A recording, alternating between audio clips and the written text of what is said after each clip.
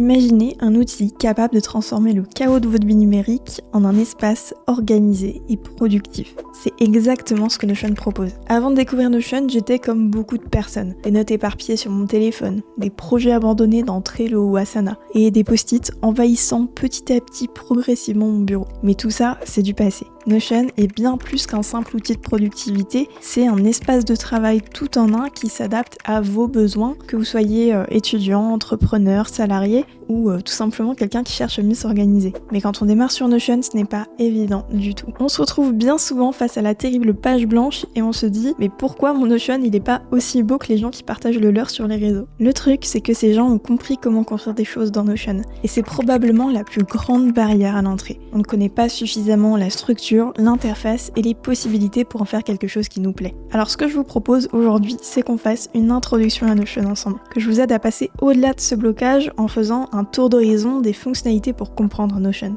Et si vous souhaitez approfondir encore un peu plus, je vous propose d'aller voir juste après ma formation Notion en version gratuite. Vous avez 20 vidéos pour apprendre les bases progressivement en 1h30. Ça suffit à 90% des utilisateurs pour commencer avec Notion. Les autres généralement passent sur la version complète. En tout cas, ici sur YouTube, on va faire une version condensée de ces premiers pas. Je m'appelle Lou, je suis consultante certifiée par Notion, j'ai passé de nombreux tests avec eux pour prouver mon expertise sur l'outil et j'ai accompagné des dizaines et des dizaines de clients pour construire leur espace. Maintenant, je m'apprête à me remettre dans les bottes d'un débutant. Je pars d'un Notion quasiment vide et on va faire ces premiers pas ensemble. Me voici sur la page accueil d'un espace Notion quasiment neuf. L'une des premières choses que je vais vous expliquer, ça concerne l'interface. Parce qu'il y a quelques points qui sont assez essentiels, notamment sur la navigation. La partie la plus importante de tout Notion, c'est la barre latérale qui se trouve ici sur le côté. C'est ici que vous allez retrouver différentes options pour travailler, mais aussi toutes vos pages. Et dans Notion, tout fonctionne justement en pages et en sous-pages à l'intérieur. On a notamment plusieurs sections, comme les espaces d'équipe, qui sont des espaces partagés entre plusieurs utilisateurs, qui peuvent permettre de segmenter plusieurs personnes, plusieurs groupes de personnes dans un certain espace. Et ensuite, on a les pages privées, et là on les voit pas encore, mais il y a aussi les pages partagées. Tout est ici, en fait c'est un peu comme vos dossiers sur votre ordinateur ou comme l'arborescence d'un site web. C'est vraiment ici le point central de votre navigation. Assez simplement, quand je vais cliquer sur les différentes parties, les différentes pages, ça va me faire naviguer parmi ces pages en question. Dans une page, on peut retrouver donc des sous-pages et en cliquant dessus, c'est pareil, ça va me faire naviguer vers les pages en question. Justement, on reviendra sur le contenu des pages. Là, ce que je veux vous montrer, c'est le contenu de la barre latérale. En l'occurrence, on a plusieurs fonctions qui sont essentielles à la navigation. Pour commencer, la barre de recherche. Ça, c'est la plus importante selon moi. En cliquant dessus, il y a deux choses qui peuvent se passer, enfin en tout cas qui se passent. C'est que vous pouvez voir à la fois les pages que vous avez consultées récemment, ça fait une sorte d'historique, et c'est assez pratique pour pouvoir retrouver des pages sur lesquelles vous êtes venu. Donc là déjà, ça vous fait cet historique qui est plutôt pratique et sur lequel vous pouvez simplement cliquer pour retourner à la page en question. Ensuite, évidemment, c'est une barre de recherche, donc vous pouvez faire des recherches. Si à un moment donné, je cherche un mot en particulier, par exemple Notion, j'ai tous les résultats qui vont s'afficher ici et qui vont me permettre de retrouver les pages qui contiennent ce mot, soit au niveau du titre, soit au niveau même du contenu dans la page. Si besoin, vous avez même plusieurs options pour trier selon certains critères ou même filtrer pour dire je veux que ce soit des pages qui sont que dans la date des 7 derniers jours pour les dernières modifications. Là, c'est vraiment une partie qui est super importante pour retrouver vos contenus.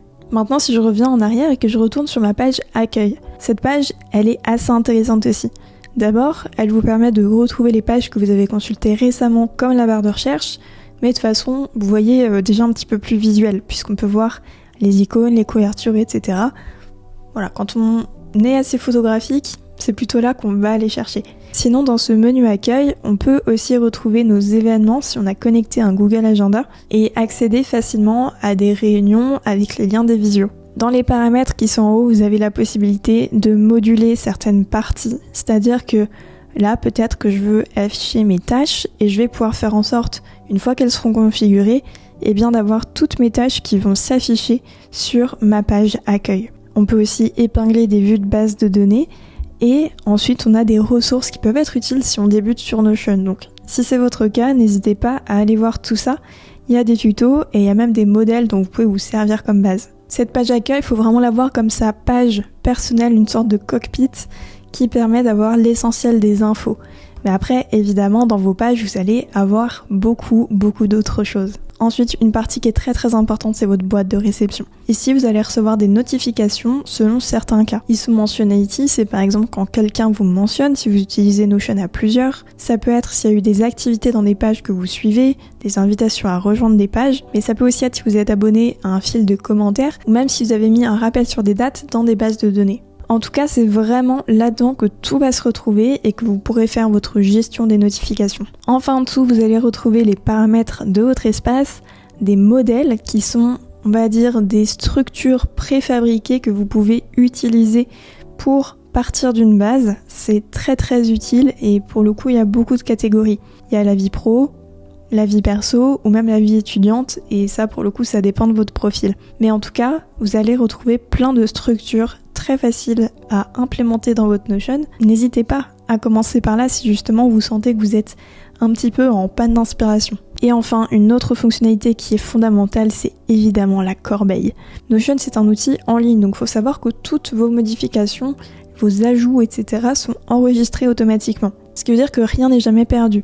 Et si jamais ça vous arrive de supprimer une page alors qu'il ne fallait pas, ça arrive, mais c'est pas grave, tout est récupérable. On peut ici accéder à la corbeille où toutes les pages que vous avez supprimées depuis moins de 30 jours vont être ici. Si jamais la page Bienvenue sur Notion, finalement il fallait pas la supprimer, on n'a pas fait exprès, eh bien on clique tout simplement sur Restaurer et ça va nous la remettre complètement dans l'espace Notion.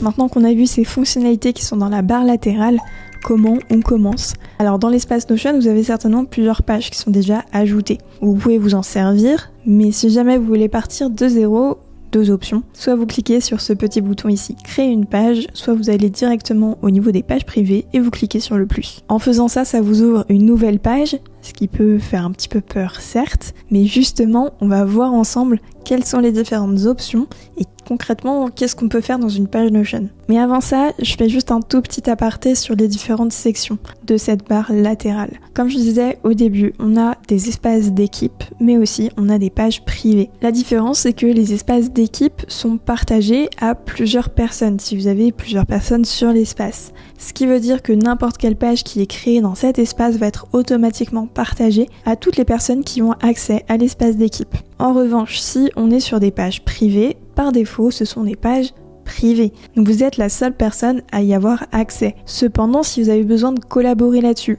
c'est possible. Si vous voulez faire ça sans forcément que ce soit dans un espace d'équipe, tout simplement, il y a un petit bouton partager qui est en haut et sur lequel vous pouvez rentrer l'adresse mail ou le nom de la personne qui doit y avoir accès aussi. Ici par exemple, j'ai un autre utilisateur que j'avais déjà ajouté en tant qu'invité, je peux cliquer sur la personne en question, l'inviter, et maintenant sur ma barre latérale, vous pouvez voir que j'ai une page partagée. Ça m'a créé une nouvelle section. Ça veut dire qu'il y a vraiment une séparation entre les pages auxquelles d'autres personnes ont accès, les pages partagées, et les pages où vous pouvez être sûr que vous êtes la seule personne qui peut voir ces informations. Si jamais à un moment donné, vous n'avez plus besoin de partager cette page Bienvenue sur Notion, pas de panique, soit vous glissez-déposez cette page dans les pages privées, et dans ce cas-là, vous allez restreindre tous les droits, soit vous retournez dans le menu Partager, et là, cette personne à qui vous lui avez donné accès, vous cliquez sur ses accès, et tout simplement vous la supprimez. Ce qui veut dire qu'elle perdra l'accès et que ma page partagée va retourner dans les pages privées. Donc vigilance sur les partages de pages à d'autres personnes extérieures.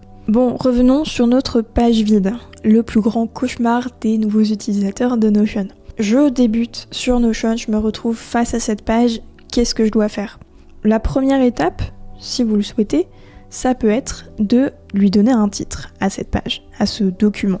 Là, en l'occurrence, je vais l'appeler le guide Notion, puisque c'est ce qu'on est en train de faire. En mettant ma souris par-dessus le titre, je vais avoir la possibilité de lui ajouter une icône parmi les emojis ou parmi des icônes de la galerie Notion. Dans mon cas, je vais ajouter une petite icône Notion pour aller avec. Et je peux aussi lui ajouter une image de couverture, c'est-à-dire une image qui va se trouver par-dessus.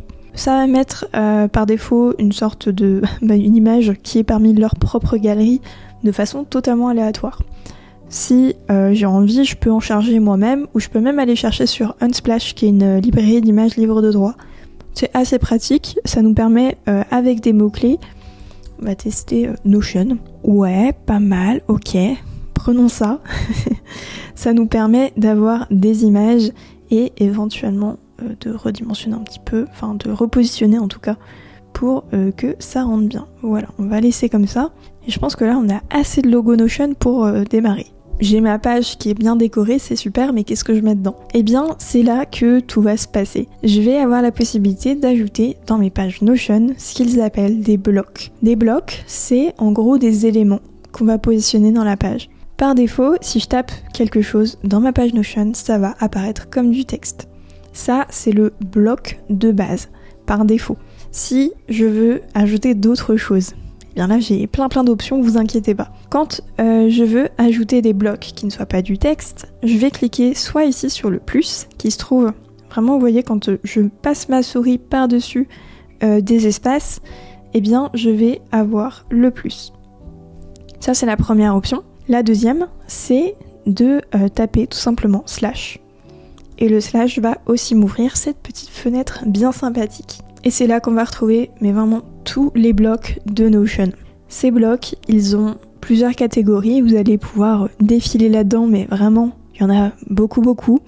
On va voir les blocs de base ensemble. Et justement, les blocs de base, c'est un peu ce que j'appellerais les blocs qui permettent de mettre en forme du texte. On a le texte tout simple qu'on a vu juste avant, on va avoir la possibilité de mettre 3 tailles différentes de titres. Attention, c'est pas comme dans un éditeur de texte comme Word, comme Google Doc ou autre, où on peut spécifiquement sur des mots, sur des titres, etc., choisir sa taille de police. Là, on va avoir seulement 3 options. Donc mon titre 1, par exemple, va me permettre d'écrire les blocs. Et à l'intérieur, peut-être que j'ai envie de mettre d'autres choses.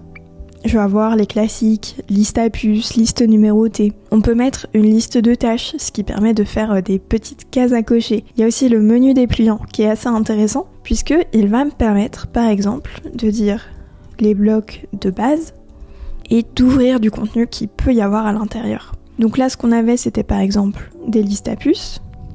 Et là, je vais mettre titre, liste à puces, case à cocher, etc. Et à ce moment-là, je vais avoir la possibilité, puisque c'est dans un menu déroulant, de l'ouvrir, donc de le masquer ou de l'afficher. Parmi les autres blocs, on va aussi avoir l'encadré, qui est peut-être un de mes préférés, parce que l'encadré, il permet comme ça de faire tout un bloc qu'on peut mettre en avant. Et en cliquant ici sur les 6 points, je vais pouvoir lui mettre une icône, par exemple une petite punaise pour faire comme un post-it. Et là, je vais avoir la possibilité de mettre en avant certaines infos. Les encadrés sont des blocs merveilleux, par exemple. Oups, je sais même plus écrire. On va avoir des blocs de citation, ce qui permet d'avoir cette sorte de petite barre sur le côté, plutôt intéressant aussi. Je peux créer un tableau dans ma page, mettre des séparateurs, qui est tout simplement une ligne à l'intérieur de la page, et également je l'ai sauté en faisant exprès, et on peut aussi créer des sous-pages. Créer des sous-pages, ça permet justement de créer son arborescence. Là, ça peut me permettre par exemple, dans cette page, de créer une sous-page qui pourrait être les bases de données. Ce sera notre partie suivante. Et tout simplement, si je veux revenir à la page d'avant, en haut, j'ai ce qu'on appelle un fil d'Ariane. Le fil d'Ariane, c'est, on va dire, l'arborescence justement, qui me permet de remonter sur les pages par an. Donc les pages par an, c'est les pages qui sont au-dessus dans l'arborescence. Tout simplement, je clique sur le guide Notion et ça va me remonter sur cette fameuse page. Et là, on voit que du coup, j'ai une page, les bases de données. Si je reclique dessus, je reviens dessus, etc. Voilà, le fonctionnement est vraiment comme ça. Et ça permet, si je dois recomparer à nouveau avec un explorateur de fichiers sur un ordinateur, eh bien de faire des dossiers dans lesquels on va avoir la possibilité de mettre du contenu dans chacun. Maintenant que j'ai ajouté du texte, des contenus, si je veux le mettre un petit peu en page, je vais avoir la possibilité, par exemple, de sélectionner des morceaux de texte et d'avoir cette petite barre qui s'affiche. Alors au début je vais avoir les options IA sur lesquelles je vais pas forcément rentrer dans le détail, mais j'ai une vidéo consacrée à l'IA de Notion si vous souhaitez en savoir un peu plus. Ensuite on a l'option de commentaires et de suggestions de modifications. Le commentaire, il permet par exemple de faire un commentaire sur telle partie du texte et de pouvoir ajouter des indications, voire même si besoin un fichier pour que ce soit complémentaire à ce que j'ai envie de dire. Donc là par exemple je vais dire super liste, et bien je vais envoyer mon commentaire et je vais avoir du coup cette sorte de petite pop-up qui apparaît sur le côté sur laquelle d'autres personnes peuvent ajouter une réaction si besoin. Alors une punaise, ça ne veut rien dire mais c'était le premier qui venait. Et on peut marquer des commentaires comme étant résolus. Si jamais je suis en train de commenter sur un document pour faire des remarques et des retours, au fur et à mesure que je les traite, je peux les résoudre. Si jamais je fais plutôt des suggestions de modification, en cliquant dessus, je vais activer l'option. On peut le voir parce que ici, c'est cette petite mention qui est faite. Donc là par exemple, je peux dire la base de Notion, les blocs. Ce qui me permet de faire des suggestions du coup sur le texte. Je vais enlever les suggestions pour repasser en mode normal. Et là, on peut voir que ça fait comme un commentaire. Je vais avoir Lou propose d'ajouter la base de Notion, les blocs. Et là, je peux accepter ou refuser des suggestions. Je vais accepter parce que je trouve que c'est une brillante idée. Et ça modifie donc bien le texte officiellement sur la page. Maintenant, parmi les autres options, je vais avoir la possibilité de transformer ce bloc en autre chose. Ça m'ouvre du coup tout ce qui est possible et imaginable en tant que mise en page de texte. Dans mon cas, je vais pas forcément le changer, le menu dépliant me va bien. Je peux mettre les classiques, gras, italique, souligné sur du texte. Je peux changer ce texte en format code, je peux le marquer comme équation, c'est un petit peu plus complexe. Je peux ajouter un lien sur le texte. Et enfin, je vais avoir la possibilité de choisir parmi une palette de couleurs, soit pour la couleur du texte, soit pour son arrière-plan. Là, je suis plutôt sur un thème de bleu. Vous avez peut-être remarqué que j'aime bien cette couleur. Eh bien, je vais cliquer tout simplement sur texte bleu pour que mon bloc, en tout cas mon texte que j'ai sélectionné, prenne cette couleur. Faut savoir que des blocs, vous pouvez les déplacer vraiment facilement. C'est-à-dire que si toute cette section, finalement, elle va pas vraiment ici, et qu'elle devrait aller en dessous l'encadré. Je vais pouvoir, grâce à cette petite poignée qui est ici, si vous voyez, ma souris change de forme, ça devient une main.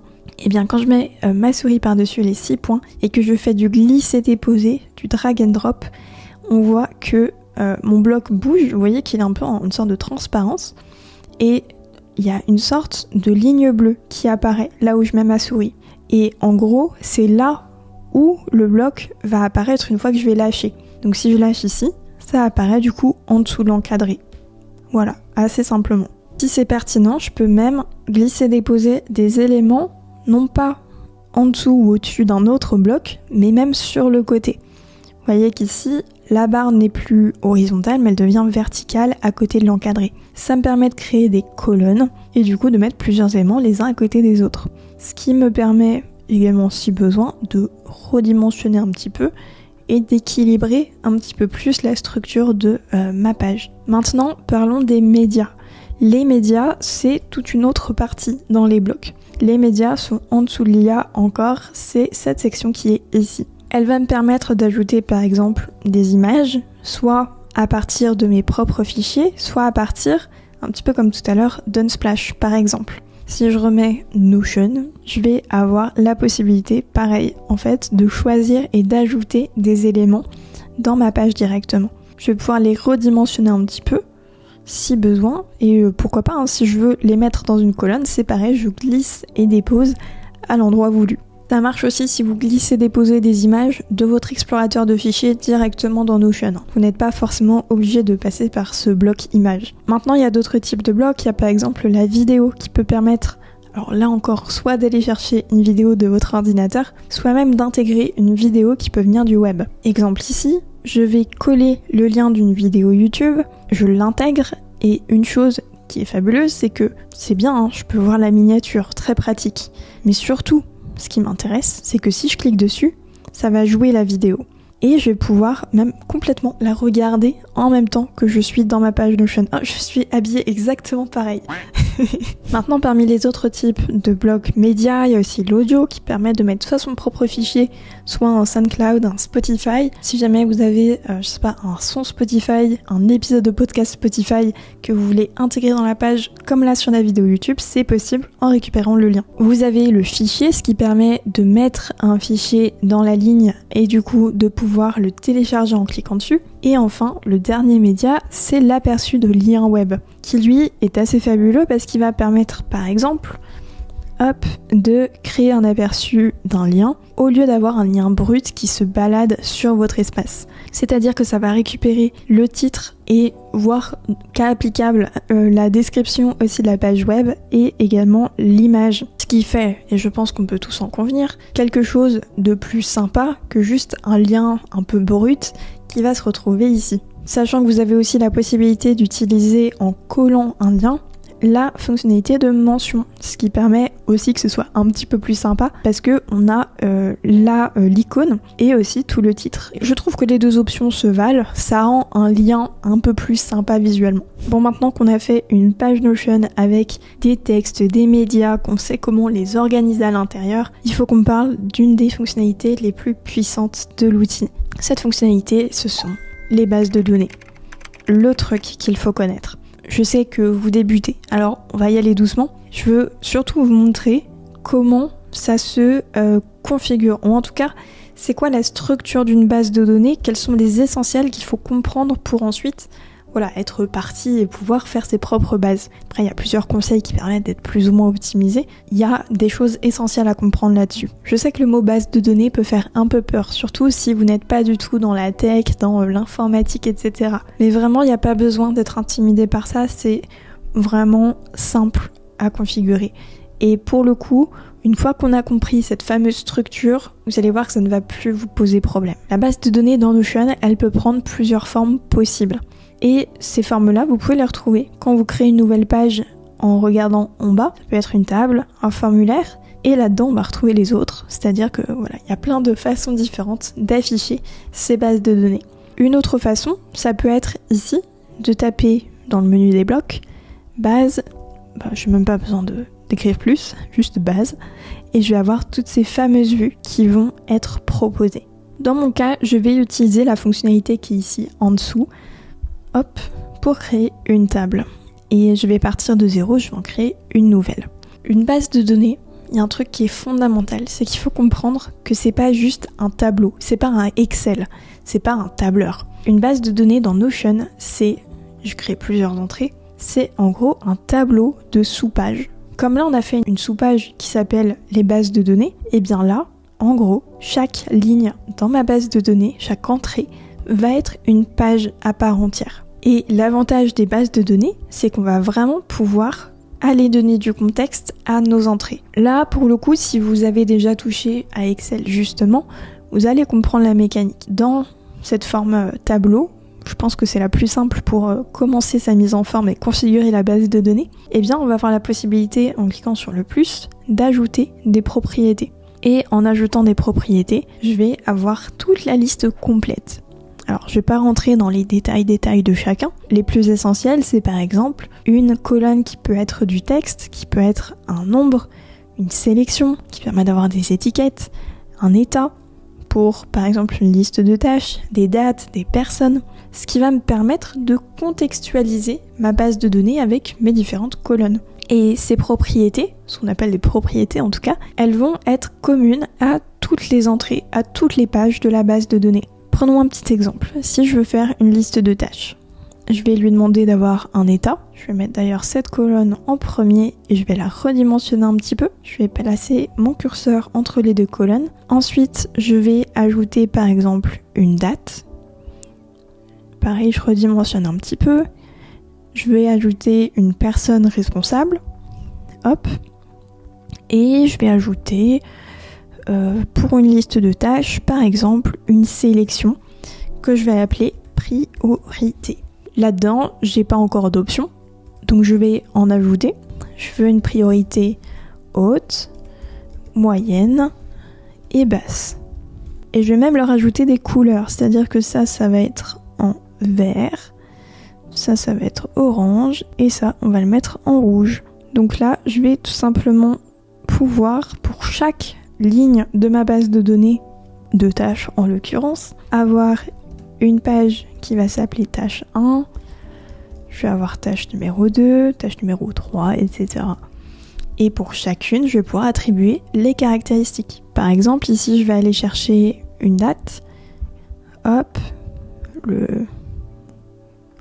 voilà. Les personnes, on va mettre Lou et l'autre utilisateur que j'ai invité tout à l'heure. Et voilà, il y a des choses qui sont plus ou moins urgentes. Et de cette façon-là, je me suis créé du coup ma base de données. C'est assez simple. Vous voyez que je vais juste ajouter des différentes colonnes. Et vous l'avez peut-être remarqué pendant que je remplissais les données, c'est qu'en fait, chaque type de propriété va avoir son propre... alors je vais pas dire affichage, mais par exemple sur une date, quand je vais cliquer dessus, je vais pas juste remplir une date, je vais avoir un calendrier entier qui s'affiche. Et dans ce calendrier, je vais même avoir la possibilité d'ajouter un rappel. Exemple ici, je veux un rappel pour le jour de l'événement, pour qu'à 9h le 6 janvier, eh bien j'ai une alerte qui me dise que va falloir faire la tâche numéro 1. Idem pour la personne, ça va pas me proposer n'importe quoi, mais vraiment juste les utilisateurs qui sont présents sur l'espace Notion. Vous avez vu qu'ici je l'ai configuré moi-même. Et enfin pour l'état, c'est pareil, ça fait une sorte de liste d'étiquettes que je vais pouvoir du coup mettre à jour pour mettre mon avancement sur les fameuses tâches. Maintenant, quand j'ouvre ma tâche numéro 1, 2 et 3, c'est aussi ici que je vais pouvoir les retrouver. Quand j'ouvre la page de ma tâche numéro 1, je vais vraiment avoir ces informations qui se retrouvent ici. Et si besoin, vu que c'est une page à part entière, eh bien dans ma tâche numéro 1 par exemple, je peux ajouter des détails sur la tâche et potentiellement à l'intérieur mettre une petite liste de tâches à cocher qui sont plus mes petites étapes à passer pour arriver à ça. Dans ma page en elle-même, c'est vraiment super pratique. Je vais pouvoir complètement ajouter des choses. Si je veux mettre pareil, je sais pas, un fichier ou peu importe, quelque chose qui m'aidera à l'accomplir, et ben là je suis complètement libre de faire ce que je veux à l'intérieur de cette page. Un autre avantage des bases de données, une chose qui est très très puissante, c'est les filtres et les tris. Ce sont deux fonctionnalités qui se trouvent en haut de la base de données et qui vont permettre pour le filtre par exemple de masquer ou d'afficher certaines infos selon des critères. Exemple, au niveau de l'état, je veux voir que l'état qui est à faire et en cours. Je ne veux pas avoir les tâches qui sont terminées. Et là, vous voyez que ma tâche terminée a disparu, je ne la vois plus. Et pour le coup, le tri, c'est à peu près la même chose, c'est que je vais choisir une propriété et là, ça va pas les masquer ou les afficher, mais ça va les ranger. Donc là, si je veux par exemple qu'elle soit rangée par date croissante, je clique sur date et on voit que maintenant, c'est celle du 2 janvier, donc la tâche numéro 3, qui était la dernière juste avant, qui se remet en premier. Et là, j'avais que 3 tâches dans la base, mais imaginez, avec plein d'entrées à l'intérieur, ces deux fonctionnalités, les filtres et les tris, vont être indispensables pour que vous gardiez un petit peu d'ordre quand même dans tout ça. Et avant de finir justement sur les bases de données, eh bien, je vais aller vous montrer un petit peu ce que sont les vues. Là, je suis sur une table, comme je vous ai montré au début. On a plein d'autres types de vues. Je peux cliquer sur le plus et créer une nouvelle façon d'afficher ma base de données. Si je veux par exemple un Kanban, eh bien je peux en créer un qui va utiliser les mêmes données d'ailleurs.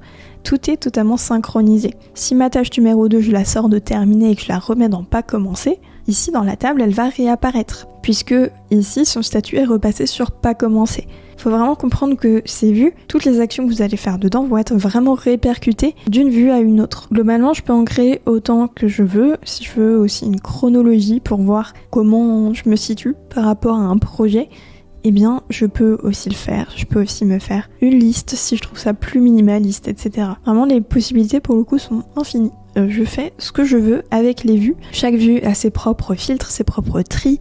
Donc, pour le coup, les possibilités sont illimitées. Et enfin, si jamais vous voulez personnaliser un petit peu plus votre vue de base de données, vous avez les 3 points ici qui sont tous les paramètres, toutes les options de la base. Je vous laisserai explorer ça un petit peu plus en détail, mais pour faire un résumé, la disposition, c'est tout ce qui va être, on va dire, esthétique sur votre base de données. Exemple, colorer les colonnes, ou alors est-ce que je veux ne pas afficher l'icône de la page. On peut afficher les propriétés, ce qui me permet de dire que peut-être que je veux voir la date et je veux voir la personne. Par contre, la propriété, je peux la laisser masquée parce que j'en ai pas forcément besoin. Ensuite, les filtres et tri, on connaît. Les groupes, c'est tout simplement dans un Kanban le fait que là, c'est groupé par état, donc chaque colonne est égale à un état. Donc vraiment tout ce panneau, utilisez-le quand vous configurez vos bases de données, c'est super important. Encore une fois, quand vous débutez, n'hésitez pas à aller voir ici les modèles. C'est vraiment une mine d'or. Si vous avez besoin de démarrer avec une structure qui est préconfigurée, vous avez tout simplement besoin d'aller sur le modèle qui vous plaît, de cliquer sur ajouter et ensuite de l'ajouter à vos propres pages. Et ça va vous créer une copie parfaite sur votre propre espace que vous pouvez du coup utiliser librement. Et tout simplement, vu que c'est une copie, vous êtes totalement libre de modifier, de changer des choses, de l'adapter à votre propre utilisation. Maintenant que vous avez le fonctionnement de Notion entre les mains, la prochaine étape est de créer votre système d'organisation. Et vous n'êtes pas seul, faut pas hésiter à aller regarder les modèles de créateurs pour partir d'une base ou tout simplement vous en inspirer. Vous pouvez aussi rejoindre la communauté Notion en français sur Discord ou Facebook pour échanger avec d'autres personnes et même pourquoi pas demander de l'aide si vous avez besoin de conseils. Si vous vous lancez dans l'aventure Notion, abonnez-vous à la chaîne parce que je partage plein d'astuces, de conseils, de modèles. Vous trouverez tout ce qu'il vous faut pour débuter. Je vous souhaite bon courage et d'ici à la prochaine fois, à très vite.